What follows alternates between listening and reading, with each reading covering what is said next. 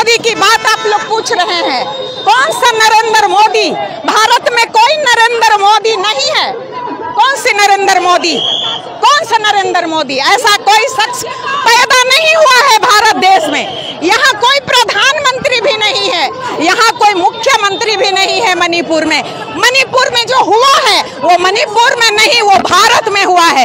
आदिवासी महिलाओं के साथ नहीं, वो भारत की महिलाओं के साथ हुआ है। ये कौन आदिवासी, कौन बिना आदिवासी? ये महिलाओं के साथ हुआ है, हर एक माँ के साथ हुआ है, हर एक बहन के साथ हुआ है, हर एक दीदी के साथ हुआ है, हर एक बेटी के साथ हुआ है। There is no Narendra Modi, there is no Bhajpa सरकार, देयर इज नो भाजपा सरकार। लोगों के हाथों पे तख्तियां हैं, उस पे लिखा हुआ है आरएसएस को बैन करो, क्या कहना चाहेंगे इस पे? किसको बैन करो?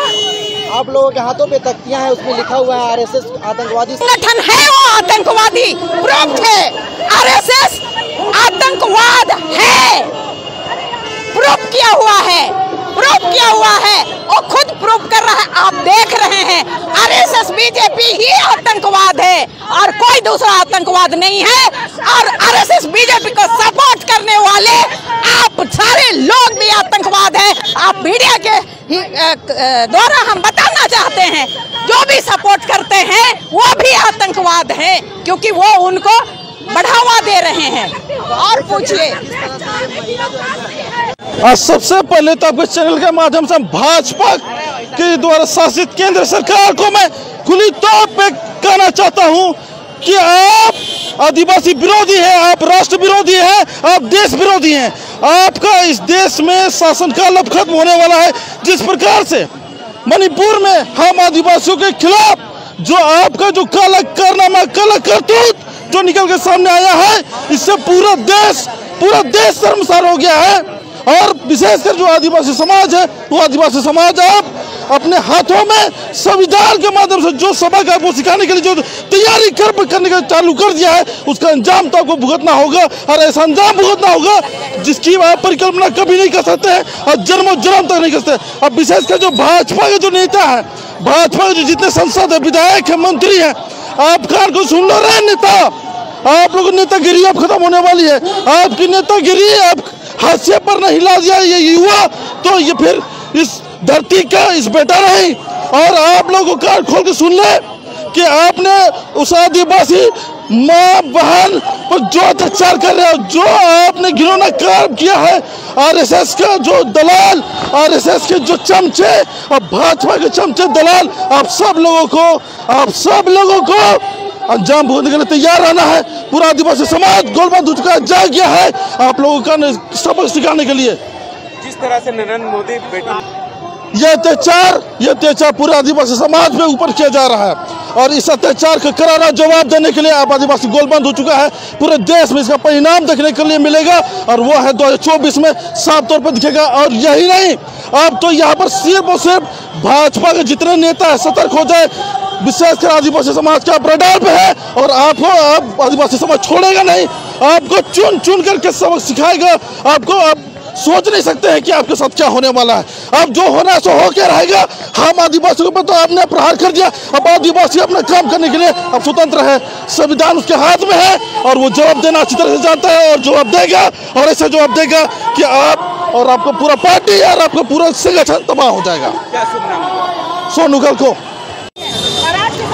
सबसे पहले राज्य में सरकार मणिपुर में किनका है? बीजेपी का है। केंद्र में किसका है? बीजेपी का है। आपका डबल इंजन की सरकार, एक दंगा हो रहा है जिसमें कि 1 करोड़ से भी कम संख्या है वहाँ की आबादी उस राज्य का, और आपसे कंट्रोल नहीं हो रहा है। अब बात करते हैं विश्व गुरु की, अरे आपसे एक राज्य नहीं कंट्रोल हो रहा है तो आप देश कैसे कंट्रोल कीजिएगा? उस सरकार को, जहाँ मणिपुर की जो सरकार है, उन्हें तुरंत इस्तीफा दे देना चाहिए। इसलिए ये आपसे 2 महीने से ज़्यादा हो चुका है। आपको वहाँ पर जो भी दंगाएं हो रही है, मारपीट हो रहा है, आगजनी हो रहा है, महिलाओं के साथ रेप बलात्कार करके बीच सड़क पर घुमाया जा रहा है और आपका इस तरह का घटना रुक नहीं रहा है, तो इस्तीफा देना चाहिए। और मैं मांग करना चाहता हूँ कि अगर राष्ट्रपति से, जो कि आदिवासी होने के नाते आदिवासी का विचार विमर्श भी नहीं मिल रहा है और आदिवासियों पर अत्याचार होने के वजह मध्य प्रदेश में भी देखा होगा, एक आदिवासी को पेशाब कर दिया रहा है, मणिपुर महिला को रेप बलात्कार करके लंगे घुमाया जा रहा है और राष्ट्रपति होगा, आदिवासी मुंह से जवाब नहीं निकल रहा है, तो ऐसे पद से भी इस्तीफा देना चाहिए। और मैं मांग करना चाहता हूं कि आप पद में रहना चाहते हैं तो मणिपुर में राजपंचायत शासन लागू करें। समय ही नहीं मिलता है। मैं मीडिया पर से कहना चाहता हूँ, आप एक आंख में सुरमा एक आंख में काजल नहीं करें। आप समाज का आईना है, आप हर मुद्दा को हर समस्या को दिखाने का काम करें। कभी महिलाओं को सबसे पहले मैं कहना चाहता हूँ कि देश में आदिवासी और दलित को ये लोग चाहता है पूरा खत्म कर देने के लिए। हम लोग संवैधानिक तौर पे लड़ाई लड़ रहे हैं, हमारा हक अधिकार है, संविधान के तरह जीना चाहते हैं। आज मैं कहना चाहता हूँ कि देश में यूसीसी जो लागू करना चाहता है, क्यों? अरे जो हमारा देश हमारा राज्य, हम लोग छोटा नागपुर का स्तरीय नियम रहते हैं, यहाँ का नियम कानून सांस्कृतिक भौगोलिक सब कुछ अलग है। अगर वो एक समान एक कानून करेगा तो हमारा संस्कृति तो मिट जाएगा। और दलित समाज और आदिवासी समाज हम लोग प्रकृति का पूजक है, झारखंड के धरोहर के पूजक है, गंगा जमुना पहाड़ पर्वत के पूजक है।